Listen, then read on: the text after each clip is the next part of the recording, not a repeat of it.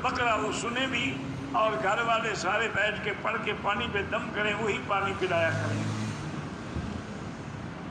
औरतें तंग पजामा ऐसा ना हो जिससे बदन जाहिर होता हो।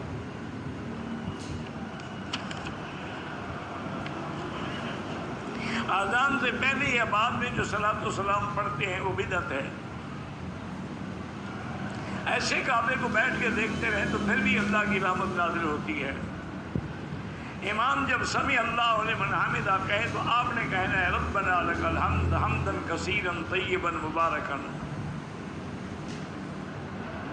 अगर मियाँ बीवी पाकिस्तान से आए, होटल में उन्हें उम्रे से पहले मुबाशरत कर ली तो दम भी पड़ गई, तौबा भी करें और दोबारा उम्रा करें। उम्रा की आप बाल कटवाए लेकिन गुस्ल नहीं किया, कोई बात नहीं।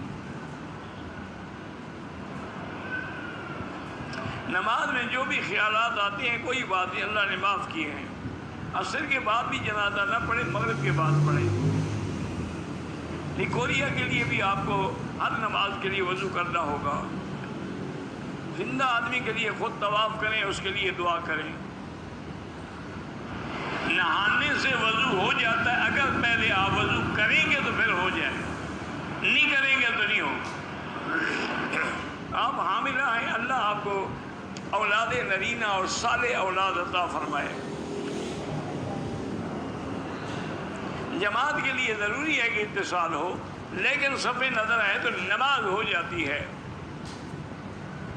ज़हन को तेज़ करने के लिए या कवी या मतीन पढ़ा करें। अगर हरम में आप आएँ तो तहज्जुद के अलावा तवाफ़ करें, वो ज़्यादा अफजल है, क्योंकि तहज्जुद हर जगह पढ़ सकते हैं, तवाफ़ और किसी जगह नहीं।